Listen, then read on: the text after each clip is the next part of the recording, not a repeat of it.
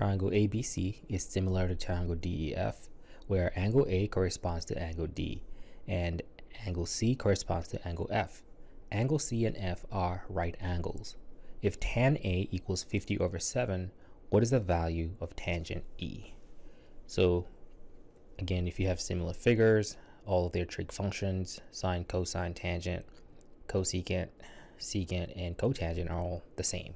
So let's go ahead and sketch these two triangles real quick. That's the first one. I'm going to name this ABC. And then here's the second one. I'm going to name that DEF.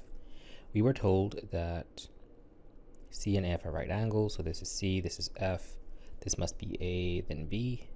This has got to be D and E. Okay, so further, we're told that the tangent of angle A, so focusing on this as our reference angle, is 50/7. So 50 is the side opposite A, and 7 is the side adjacent to A.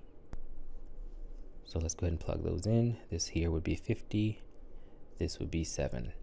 Now the question is asking, what is the value of tangent E? Well, tangent E is bottom right, and that angle corresponds to angle B over here. So if we know the tangent of B, it's going to be the same exact as the tangent of E.